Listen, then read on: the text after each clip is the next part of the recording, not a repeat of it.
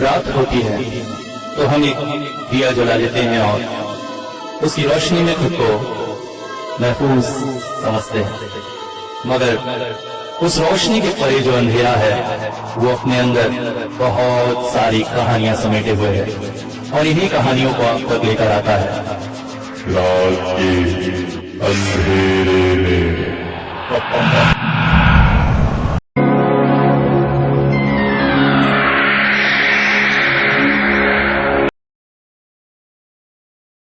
Hello, आदाब, नमस्कार, सत श्री अकाल दोस्तों, कैसे हैं सब। आज की कहानी की शुरुआत सबसे पहले कार्तिकेय शर्मा फिरोजाबाद का नाम लेते हुए कर रहा हूँ। इन्होंने मुझे व्हाट्सएप पर रिक्वेस्ट भेजी थी कि मैं इनका नाम कहानी की शुरुआत में एक बार कह दूं।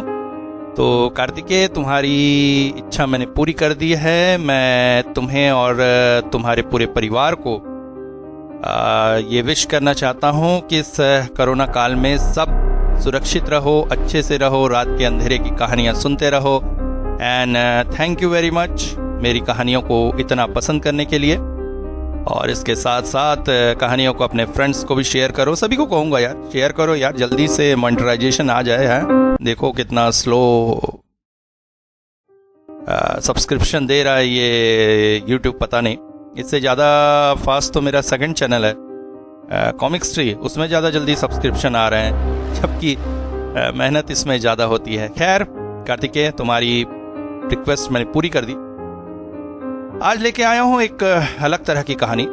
अभी तक हमने कहानियों में तंत्र मंत्र, भूत प्रेत, ऐसी बहुत सी चीजें सुनी देखी, मगर क्या कोई निर्जीव वस्तु भी इस तरह से काम कर सकती है? क्या एक मशीन आपको भविष्य बता सकती है? आज की कहानी ऐसी ही। कहानी 2 पार्ट में है। पहला पार्ट आज, और समय आने पर दूसरा पार्ट डालूंगा, तो रिक्वेस्ट करते मत रहिएगा कि सेकंड पार्ट कब आएगा, सेकंड पार्ट कब आएगा, क्योंकि टाइम टू टाइम आपको सेकंड पार्ट मिल ही जाता है। आज तक किसी भी कहानी को मैंने अधूरा नहीं छोड़ा है। हाँ, दिमाग अपने हिसाब से काम करता है, फॉर्मेट होता है, उस स्टोरी का मूड होता है उसे जनरेट करने का, तब उसका सेकंड पार्ट बनता है। आप बार बार कहेंगे तो इसका कोई फायदा होगा नहीं। कई लोग ऐसे होते कहते कि आप ये स्टोरी मत डालिए, उसका सेकंड पार्ट डालिए। कोई लोग मुझे सजेस्ट करते कि ऐसी स्टोरीज मत डाल। तो भैया, ऐसे लोगों के लिए पहले से रिक्वेस्ट है, आप चैनल से चले जाइए, क्योंकि मुझे कब क्या कैसे बनाना है वो तो मेरा दिमाग ही डिसाइड करेगा, मेरा मूड डिसाइड करेगा। बिकॉज आपके मूड के ऊपर मैं नहीं जी सकता। मेरी जिंदगी की अपनी फ्लो है, अपने प्रॉब्लम्स हैं, अपनी सोच है, वो सब मैं आप लोगों के साथ डिस्कस नहीं करता हूं। आपका तो बस आए, कहानी सुना, खत्म हो गया, बस कुछ सेकंड के लिए आपको होता है। मगर एक कहानी बनाने में कितना समय लगता है वो मुझे पता है। किस तरह का मूड बनाना पड़ता है, किस तरह के जिंदगी की सारी परेशानियों को छोड़कर उस कहानी के कैरेक्टर में इन्वॉल्व होना पड़ता है, वो मुझे पता है। इसलिए पार्ट बाय पार्ट जब कहानी आती है तो वेट कीजिएगा, सही समय पर सेकंड पार्ट अवश्य अपलोड होता है। जो कहानी आ रही है उनको एंजॉय कीजिए।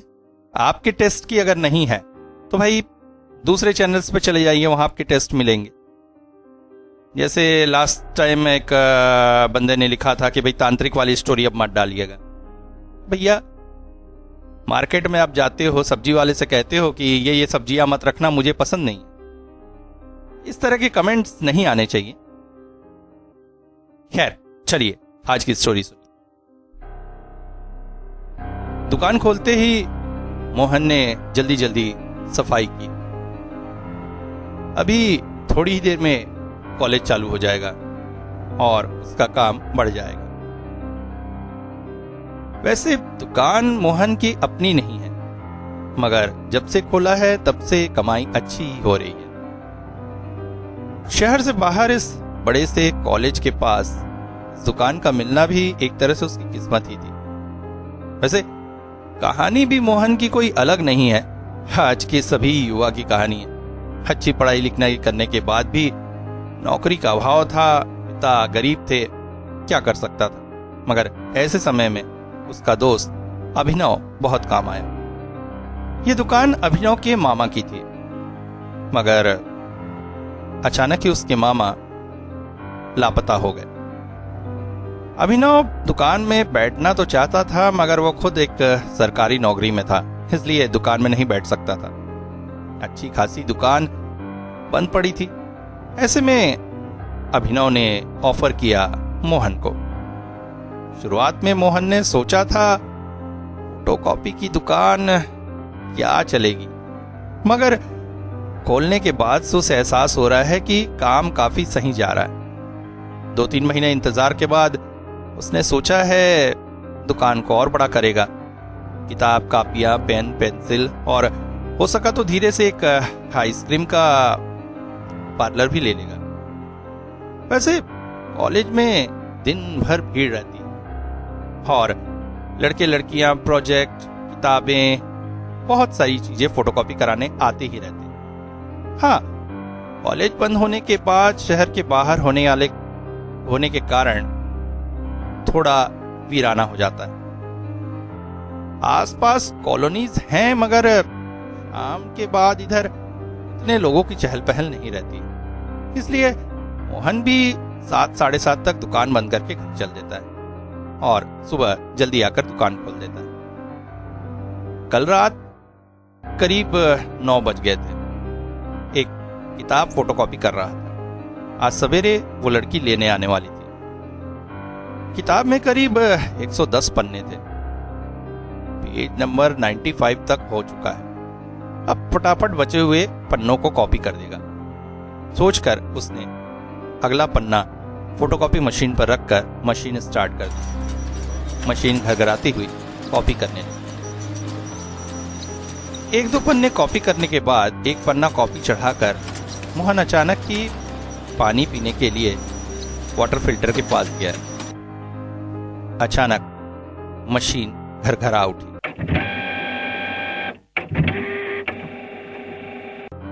अरे क्या हुआ? प्रिंट कुछ भी नहीं निकला। हाँ, मशीन खराब हो गई क्या? ओहो, फिर इस मशीन को बनवाने में पता नहीं कितना खर्चा आएगा। पानी पीना छोड़कर मोहन तुरंत ही मशीन के पास पहुंचा। इधर उधर बटन दबाकर थोड़ा बहुत खंगाल कर चलाने की कोशिश करने लगा। अचानक मशीन चल उठी और एक पन्ना प्रिंट निकला। पन्ना एक चित्र था। मोहन ने चौंकते हुए उसे उठाकर देखा। हाँ, ये भी किताब में है क्या? मशीन रोककर उसने किताब खोलकर देखा। 2-4 पन्ने पलटने के बाद भी कहीं भी ऐसी कोई फोटो उस किताब में नहीं मिली। मोहन चौंक पड़ा। उसने फोटो को गौर से देखा। चौंक उठा था वो। फोटोकॉपी मशीन से ऐसी फोटो निकल सकती है? ऐसा लग रहा था जैसे किसी ने स्केच पेन से उसे बहुत ही करीने से बनाया। फोटो में एक कार थी। कार के ठीक सामने मुंह के बल एक लड़की पड़ी हुई थी और उसके पास ही पड़ी हुई थी उसकी साइकिल। देखने से ऐसा लग रहा था जैसे अभी ये हुआ हो और साइकिल के चक्के अभी भी घूम रहे हो। मोहन मंत्रमुग्ध और आश्चर्यचकित होकर उस चित्र को देख रहा था। फिर अचानक ही उसकी तंद्रा टूटी। उसने चित्र को एक तरफ रखकर मशीन पर फिर से एक पन्ना लगा दिया। मशीन घरघराकर फिर से चलने लगी। चौंक पड़ा मोहन। अरे, मशीन तो खराब नहीं हुई है। ओह, चलो भाई, पैसे खर्च नहीं होंगे। वैसे ही अभी उतनी कमाई नहीं हुई है और मशीन खराब हो जाती तो परेशान हो जाता सोचकर उसने प्रिंट करना चालू कर दिया। किताब पूरी प्रिंट हो गई। उसका सेट बनाकर उसने एक तरफ रख दिया। कॉलेज खुलने का समय हो गया था। 2-3 लड़के लड़कियां उपस्थित हुए फोटोकॉपी कराने। मोहन लगातार फोटोकॉपी करता जा रहा था। तभी अचानक एक लड़की का स्वर सुनाई दिया। भैया, वो किताब कॉपी हो गई? हाँ बिल्कुल, मोहन ने कहकर वो किताब उसे दे दी। लड़की चली गई। भीड़ में मोहन ने और कुछ ध्यान नहीं दिया। अभी वो काम कर ही रहा था कि अचानक जोरदार ब्रेक लगने की आवाज ने सबको चौंका दिया। अचानक ही रोड पर लोगों की भीड़ भाड़ जमा हो गई। बाकी सब भी उसी ओर चल दिए।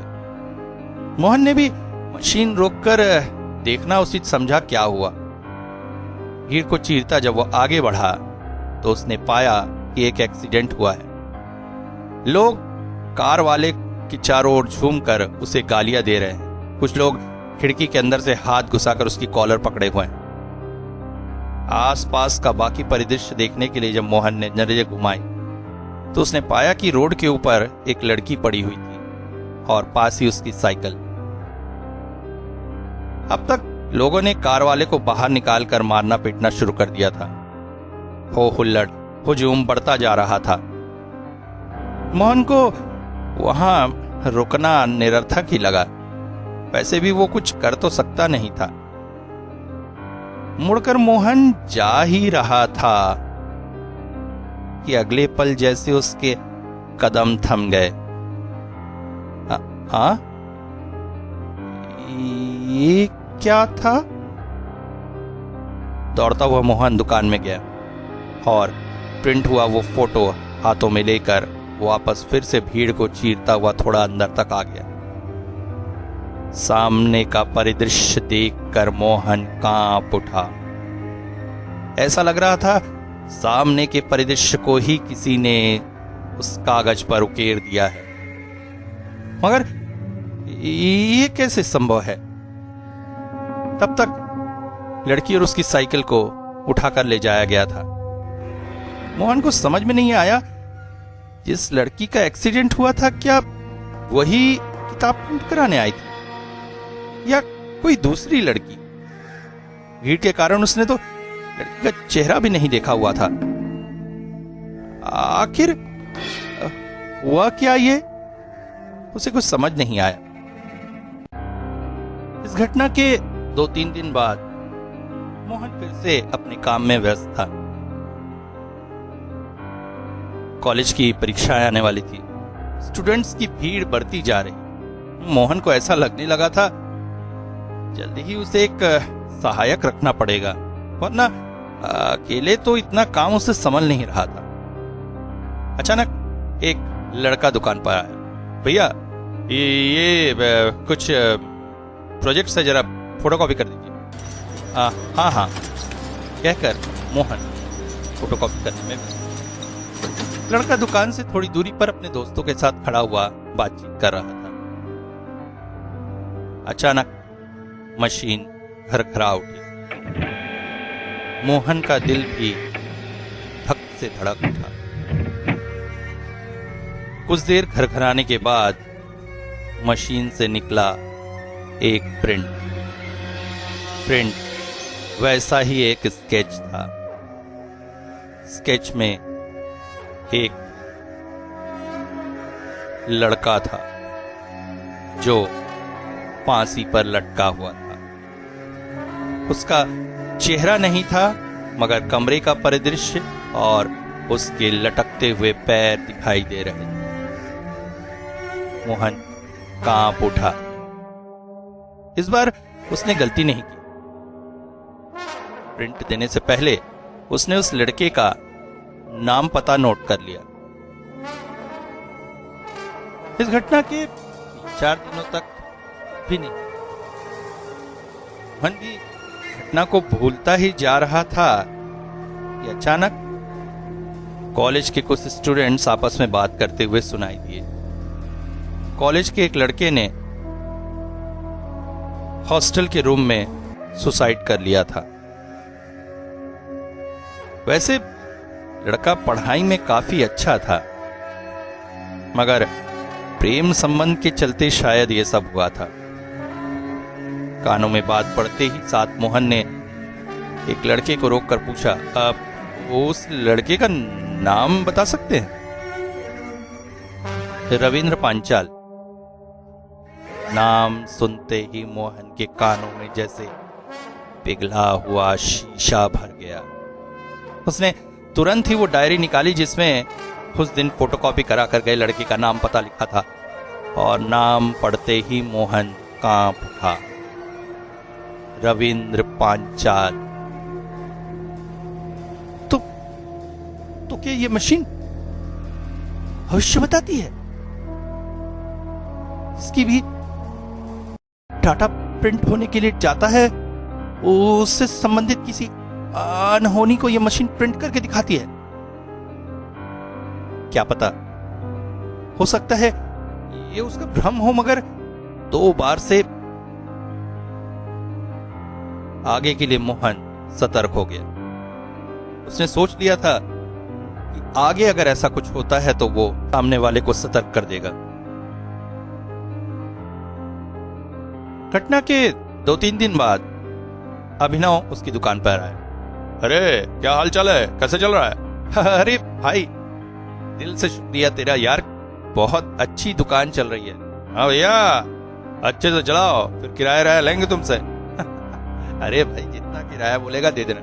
चल बे, तो उससे किराया है, बस अच्छे से दुकान चला, सेटल हो जा। और क्या भाई, बहुत शुक्रिया तेरा दिल से, तूने बहुत मदद की। अबे दोस्तों में शुक्रिया नहीं होता है। चल ये कुछ डॉक्यूमेंट से प्रिंट कर दे। अभिनव कोर्ट के कुछ डॉक्यूमेंट लेके आया था। जमीन संबंधी किसी काम में उसकी कुछ प्रॉब्लम हो गई थी। कल सवेरे कोर्ट में जाकर इन कागजात को सबमिट करना था। अरे बिल्कुल बिल्कुल, और सुन, मैं पैसे से नहीं लूंगा, बता रहा हूं। अबे तुझे पैसे देगा भी कौन, चल फोकट में कर। दोनों हंसते हुए वहीं खड़े रहे। मोहन ने प्रिंट करने के लिए कागजात मशीन में डाल दिए। 2-4 प्रिंट निकलने के बाद अचानक ही मशीन घरघरा उठी। मोहन का दिल भी जोर से धड़कने लगा। अगले ही पल एक कागज प्रिंट होकर निकला। एक स्केच में एक बाइक थी जो सड़क पर चली जा रही थी। उस बाइक के ठीक पीछे एक और बाइक थी जिसमें 2 लोग बैठे हुए थे और वो सामने वाली बाइक पर गोलियां चला रहे थे। मोहन चौंक उठा। नहीं, अरे क्या हुआ, मशीन खराब होगी क्या, प्रिंट नहीं निकल रहा है? मोहन ने कागज अभिनव की तरफ बढ़ा दिया। अबे ये क्या है, ऐसा कैसे प्रिंट निकला? अभिनव, ये मशीन भविष्य बताती है। भविष्य बताती है? तो ये किसका भविष्य है? तेरा। कल तुझ पर अटैक होने वाला है। क्या बकवास कर रहा है बे, ऐसा कभी होता है? मोहन ने पिछली दोनों घटनाओं के बारे में अभिनव को बता दिया। अभिनव भी चौंक उठा। उस दिन का काम समाप्त करके मोहन और अभिनव दोनों जाकर मिले अभिनव के पिता से, जो रिटायर्ड पुलिस ऑफिसर थे। अब मैं पुलिस वालों को क्या कहूं कि एक मशीन जो भविष्य बताती है वो कह रही मेरे बेटे पर हमला होने वाला है। मगर अंकल, विश्वास करिए, पिछली 2 घटनाएं सच में हुई हैं, और अगर ऐसा होता है तो अभिनव की जान को खतरा है। काफी सोच विचार के बाद अभिनव के पिता ने यह निर्णय लिया कि पुलिस को बताया जाएगा कि अभिनव को फोन पर धमकियां मिली हैं। अगले दिन चाक चौबंद व्यवस्था के साथ अभिनव कोर्ट की तरफ चल पड़ा। वो बाइक पर था। धड़धड़ाती हुई उसकी बाइक कोर्ट की तरफ चली जा रही थी। कोर्ट शहर से बाहर की तरफ था। शहर के बाहर के सुनसान रास्ते पर पहुंचते ही अचानक पीछे से एक बाइक ने अभिनव का पीछा करना शुरू कर दिया। कुछ देर तक अभिनव चुपचाप गाड़ी चलाता रहा और मिरर में उन्हें देखता रहा, मगर एक जगह पर पहुंचकर उसने अचानक ही गाड़ी रोक दी। उसकी गाड़ी रोकते देखकर वो दोनों भी हड़बड़ा उठे। अभिनव ने गाड़ी स्टैंड में लगाकर उन्हीं की तरफ दौड़ना शुरू कर दिया। दोनों व्यक्ति भयानक घबरा गए और गाड़ी तेजी से मोड़कर आगे को भागने लगे। खतरा टल चुका था, मगर ज्यादा दूर तक भाग नहीं पाए क्योंकि अगले ही मोड़ पर एक बड़ी सी गाड़ी ने उनका रास्ता रोक दिया।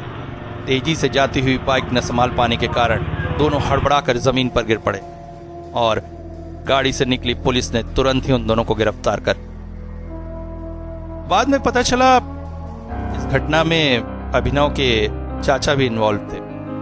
जमीन के कुछ मामले आपसी पारिवारिक झंझट चल रहा था। वो अभिनव को रास्ते से हटा देना चाहते थे। अभिनव के पिता और अभिनव मोहन के बेहद शुक्रगुजार थे, मगर मोहन को अब ये नहीं समझ में आ रहा था आखिर ये मशीन इस तरह से कैसे करती। हालांकि अभिनव से उसे पता चला था कि अभिनव के मामा तंत्र मंत्र और भूत प्रेत आदि में काफी विश्वास रखते थे। दुकान उन्होंने ही खोली थी। कुछ समय तक दुकान सही भी चलाई थी, मगर धीरे धीरे उनका ध्यान इन सब बातों पर चला गया।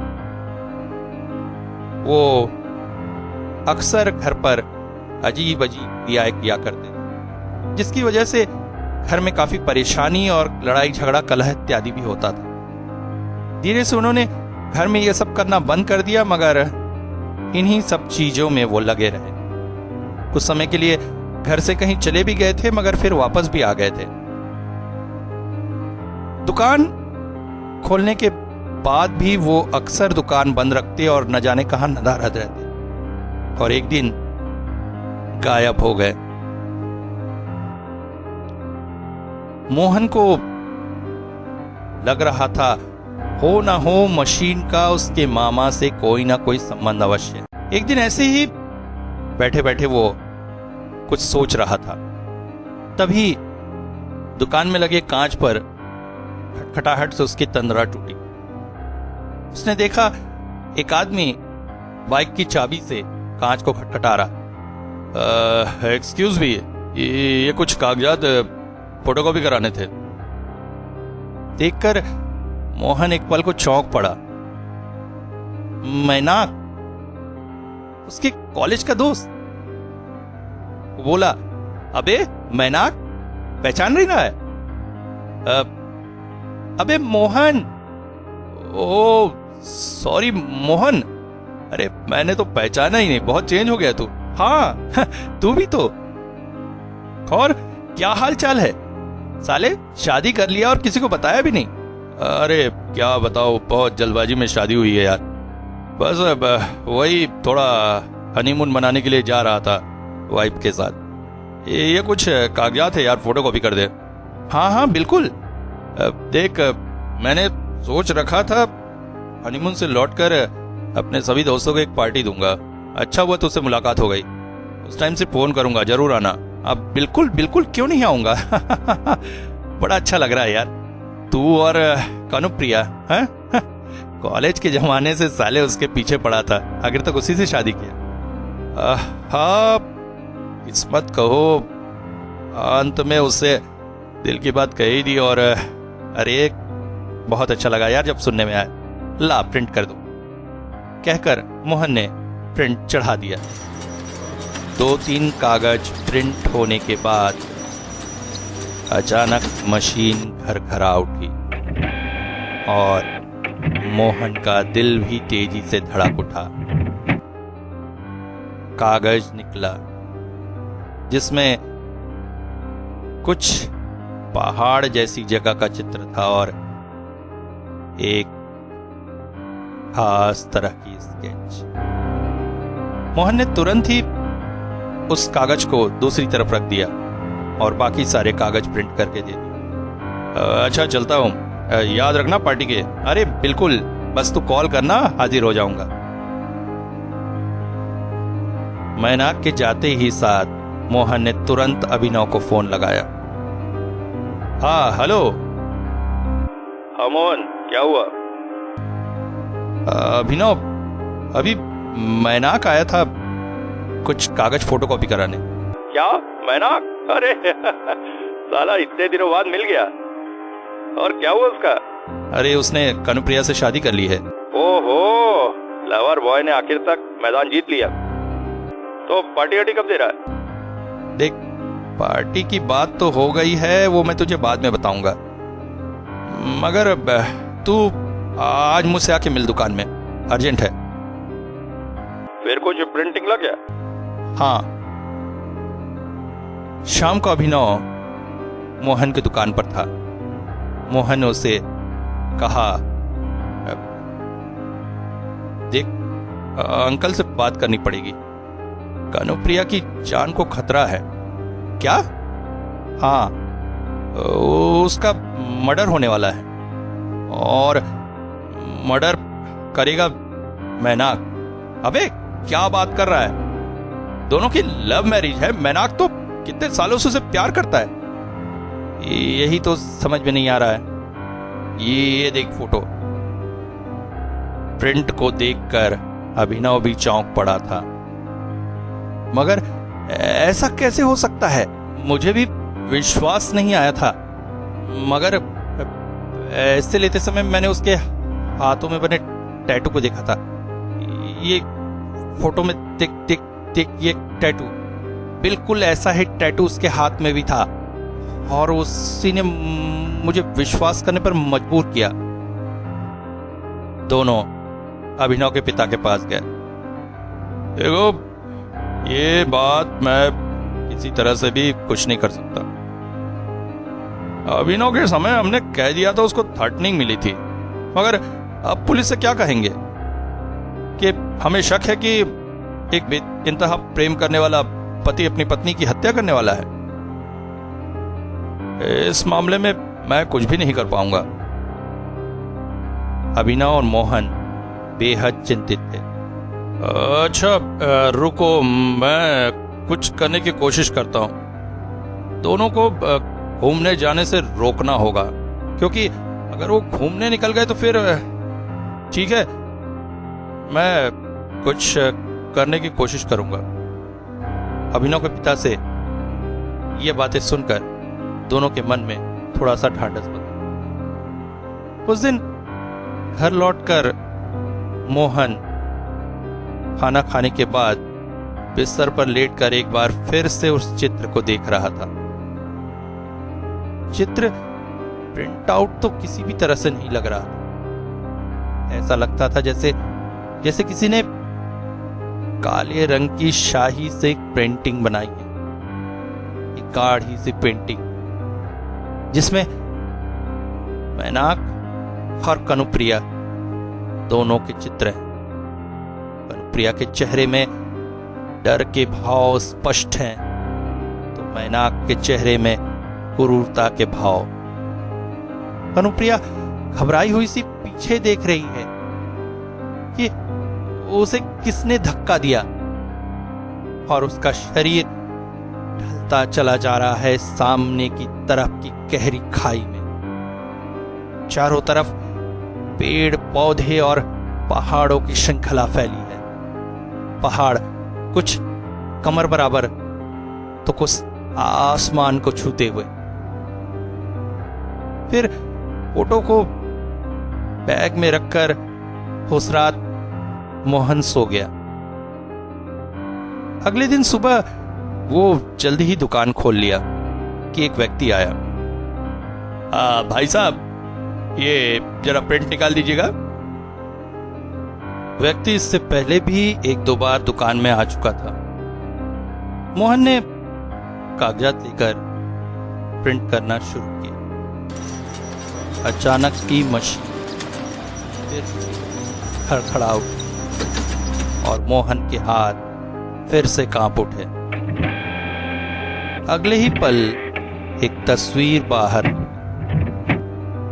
उसे उठाकर मोहन ने देखते हुए जो उस व्यक्ति की तरफ देखा, तब तक वो मोबाइल निकालकर किसी से बातें कर रहा था। तस्वीर को देखकर मोहन आश्चर्यचकित था। तस्वीर में एक आदमी था जो हाथ ऊपर करके किसी से कुछ कह रहा था। हाथ ऊपर होने की वजह से उसका चेहरा स्पष्ट नहीं दिख रहा था, मगर आसपास झाड़ पेड़ फैले थे और पहाड़ थे, कुछ कमर की ऊंचाई के, कुछ आसमान छूते।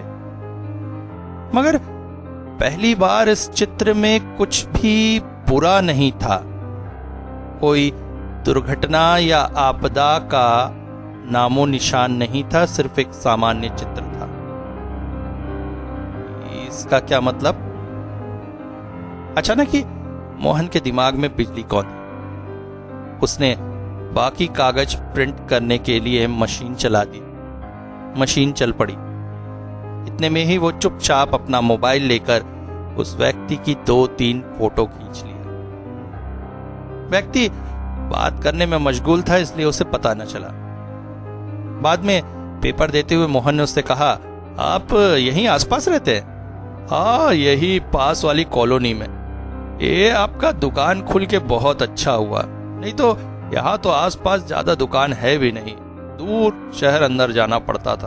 अब अच्छे से काम हो जाता है। जी जी बिल्कुल, आते रहिएगा। हाँ हाँ। उस व्यक्ति के चले जाते ही मोहन ने उस तस्वीर को एक बार और देखा। उसे ऐसा लगा जैसे जैसे उस बैकग्राउंड को उसने इससे पहले भी कहीं देखा है। कई बार सोचने के बाद अचानक उसे जैसे बिजली का झटका लगा। उसने तुरंत ही मैनाक की फोटो निकाली और दोनों फोटोज को साथ साथ टेबल पर रखकर देखने लगा। चौंक पड़ा था वो। ऐसा लग रहा था जैसे जैसे एक ही जगह का दृश्य है। अंतर सिर्फ इतना था कि दोनों A4 साइज के पेपर अलग अलग होने की वजह से थोड़े छोटे बड़े दिख रहे थे, मगर कोई भी ये नहीं कह सकता था कि दोनों तस्वीरें एक ही जगह की नहीं हैं। इसका मतलब किसी तरह से वो व्यक्ति वहां पहुंच जाएगा और खून होने से रोकने की कोशिश कर रहा होगा। दृश्य से तो नहीं नहीं नहीं नहीं नहीं, गलत सोच रहा है मोहन, गलत सोच रहा है। ये व्यक्ति भी खून में किसी न किसी तरह से शामिल होने वाला है। मोहन की नसें जैसे फड़क उठी। उसने तुरंत ही अभिनव को फोन लगाया। हेलो, सुन, तुरंत दुकान आ। मुझे लगता है कनुप्रिया को हम बचा सकते हैं। एक आदमी आया था प्रिंट करवाने। मुझे कुछ क्लू मिला है। ये आदमी भी किसी तरह से कनुप्रिया की हत्या में शामिल होने वाला है। तुरंत आ। उस दिन शाम को घर लौटकर आंगन में बैठकर चाय पी रहा था। काफी तेज हवा चल रही थी, बड़ा अच्छा लग रहा था। अचानक ही मोहन की मां उसके पास आकर बैठी। सुन, तेरे मामा जी की तबीयत बहुत खराब है, एक बार जाना होगा वहां। तो कब चल सकेगा? कुछ दिन तो लगेंगे। दुकान की कुछ व्यवस्था कर और जल्दी बता। देख, जाकर एक बार मिलना जरूरी है। कहीं कुछ हो गया तो फिर जिंदगी भर मलाल रह जाएगा कि आखिरी समय दर्शन भी न कर पाए। हाँ माँ, ठीक है, चलेंगे।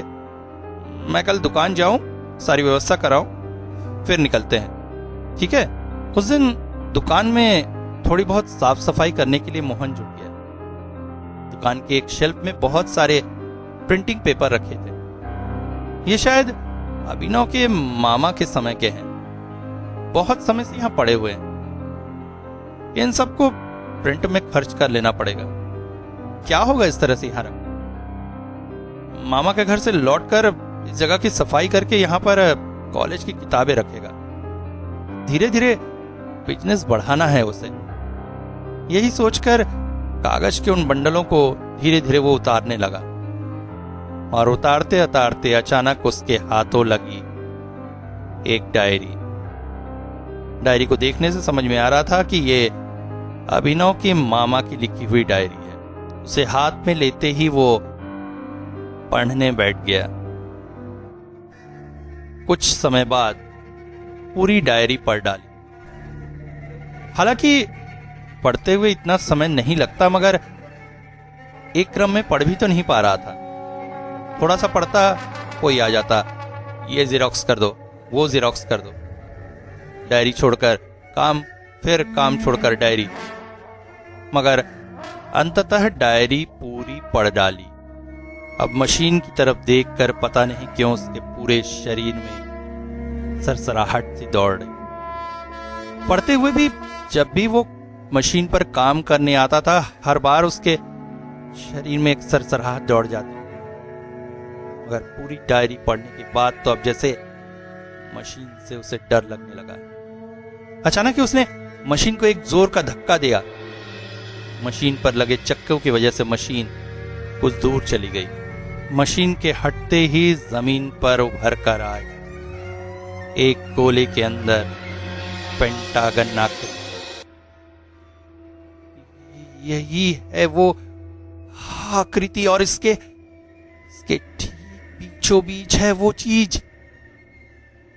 उस चीज के साथ जाने में ही इतने दिन उसने यहां बिताए हैं। उसके पूरे शरीर में जैसे सरसराहट दौड़ रही थी। शाम को ऑफिस से लौटकर अभिनव पहुंच गया उसकी दुकान पर। वैसे अब मोहन ने ही उसे बुलाया था। उसके दुकान में आते ही उसने डायरी उसके हाथों में दे दी। ये तुम्हारे मामा की लिखी हुई डायरी, तुम्हारे लिए। मेरे लिए? हाँ, दूसरी बार गायब होने के पहले उन्होंने इसमें सब कुछ तुम्हारे लिए लिख रखा था। उन्हें पता था दुकान में उनके बाद तुम ही बैठोगे और कभी न कभी यह डायरी तुम्हारे हाथों में लगेगी, क्योंकि अब तो वो वापस आने वाले नहीं। क्या बोल रहा है? मामा वापस नहीं आएंगे? दूसरी बार गायब होने के करीब 1 महीने पहले से ये डायरी उन्होंने लिखनी शुरू की। डायरी में बहुत कुछ है, किस दिन कौन सी तंत्र क्रिया की, उसका क्या फल हुआ, बहुत से तांत्रिक मंत्र भी लिखे हैं। वो सब तो मुझे कुछ समझ में आया नहीं। दूसरी बार गायब होने के कुछ दिनों पहले ही उन्होंने तय किया था कि वो दोबारा उन अघोरियों से मिलेंगे। कौन से अघोरी? आगे बिना कुछ जवाब दिए मोहन बोलता चला गया। वही घटना तो संक्षिप्त रूप में बताने के लिए उन्होंने ये पूरी डायरी लिखी है। क्यों पहली बार गायब हुए थे वो भी लिखा है। जब पहली बार गायब हुए थे उस समय दुकान में तू ही बैठा था, इसलिए सोचा उन्होंने कि इस बार भी तू ही बैठेगा, इसलिए तुझे ही सारी चीजें लिख कर गए हैं। तेरे मामा को किताब पढ़ने का बहुत शौक था। किताबें पढ़ते पढ़ते अचानक ही जादू तंत्र मंत्र की किताबें उनके पास आ गई और उन्हें पढ़ने लगी। और उन्हें पढ़ते पढ़ते तांत्रिक शक्तियां प्राप्त करने की प्रबल इच्छा उनके मन में जाग उठी और इसी की तलाश में वो निकल पड़ना चाहते थे। और इसी के लिए उन्होंने गृहत्याग किया था। रास्ते में घूमते घूमते वो बहुत से भंड साधुओं के संपर्क में आए और अंत में नेपाल की सीमा के पास कुछ बौद्ध सन्यासियों के शरण में आए। वहीं से उन्होंने कुछ गूढ़ तांत्रिक क्रियाओं के बारे में सीखा और वहीं रहते रहते उन्हें पता चला कि पहाड़ के उस पार कुछ अघोरियों का समूह आया जो शव साधना करके शक्तियां लाभ करता है और अपनी पंच इंद्रियों का उपयोग करके बहुत से अलौकिक काम कर सकता है। दूर दृष्टि के द्वारा वो बहुत दूर की चीजें देख सकते हैं और बहुत दूर हो रही अत्यंत धीमे शब्दों को भी वो स्पष्ट सुन सकते हैं। 5 इंद्रियों के उपयोग से वो असंभव को भी संभव कर सकते हैं। अतीत, वर्तमान, भविष्य सब कुछ उनके सामने स्पष्ट होता है। गृहत्याग तो उन्होंने तंत्र मंत्र सीखने के लिए किया था, मगर ये तो महाशक्ति है जो उन्हें प्राप्त अवश्य करनी थी। इसलिए एक दिन पहाड़ पार करके पहुंच गए उन अघोरियों के डेरे में। पर वहां पहुंचकर उन्हें पता चला कि उनका जीवन अत्यंत कठिन है। शव साधना से पहले भी बहुत सारी कुछ साधनाएं करनी पड़ती है और उसके बाद मुर्दे की छाती पर बैठकर सारी रात साधना करनी थी। और इन सारी कठिन प्रक्रियाओं को करते करते मामा की तबीयत अत्यंत खराब हो गई थी। तब अघोरी भी उन्हें अपने दल में रखने को राजी नहीं हुए और उन्हें भगा दिया। अंत में थक हार कर वो पहाड़ से नीचे उतरने लगे और रास्ते में आते आते कुछ दयालु लोगों के संपर्क में आने की वजह से उनके स्वास्थ्य में काफी सुधार हो गया। तो उसके बाद वो घर लौट आए थे और घर लौटने के बाद फिर वो कितनी सारी अलौकिक घटनाएं कर चुके थे, वो तो तू जानता ही है, वो बताने की मुझे जरूरत नहीं, वो सब तू पढ़ लेना। हाँ हाँ, घर में ये सब करने से लोग नाराज होते थे की वजह से दुकान में ही उन्होंने वो सारी क्रियाएं करनी शुरू कर दी। और पहले दिन यहाँ प्रयोग करने जाकर उन्हें समझ में आया कि इस दुकान की पश्चिम और आग्नेय कोण में कुछ ऐसे गुण हैं कि उनके मध्य बैठकर तंत्र क्रिया करने पर बहुत जल्दी सफलता मिल सकती है। तो उस जगह केंद्र पर बैठकर ध्यान लगाने से वो उन अघोरियों के साथ संपर्क जोड़ सकते थे। इसलिए वो यहीं बैठकर ध्यान साधना कर रहे थे उन अघोरियों की वर्तमान स्थिति का पता लगाने के लिए, क्योंकि अघोरी लंबे समय तक एक जगह नहीं रहते। अतः अभी वो कहाँ हैं ये पता लगाकर वो उनसे मिलने जाएंगे, ये बात उन्होंने अपने मन में स्थिर की। चाहे जैसे भी हो, इस बार सव साधना करके वो त्रिकालदर्शी होकर रहेंगे। अभिनव, तुझे पता है वो केंद्र बिंदु कहाँ पे था? कहाँ? जेरॉक्स मशीन जहां पे खड़ी रहती है, ठीक वहीं पे। मामा वहीं बैठकर उन अघोरियों से संपर्क जोड़ने का प्रयास करते थे, मगर समस्या दूसरी थी। शव साधना में थोड़ी सी गलती होने पर भी मौत हो सकती थी और मौत होने से उनका शरीर भी विनष्ट हो जाएगा। इसलिए उन्होंने एक भयानक काम किया। अपनी उल्टे हाथ का एक अंगुल काट लिया। क्या बोल रहा है तू? और फिर मंत्र पढ़ के एक डब्बे में भरकर उस अंगुल को उस डायग्राम के ठीक बीचों बीच गाड़ दिया और जेरॉक्स मशीन को ठीक उसके ऊपर लाकर रख दी ताकि कोई भी उसके दोबारा निकाल ना सके। इससे होगा ये कि अगर मृत्यु हो भी जाती है तो उसके बाद भी उनका ये अंगुल सड़ेगा नहीं और इसके द्वारा मृत्यु के पश्चात भी वो हमारे इस पार्थिव जगत से संपर्क स्थापित कर सकते हैं। एक और बात भी है, अभिनव के मुंह से शब्द नहीं फूट रहे थे। इस जगह पर बैठकर अगर तू इन मंत्रों को बोलेगा तो मामा सूक्ष्म शरीर में तुझसे संपर्क कर सकते हैं। क्या बोल रहा है? ये सब हो सकता है क्या?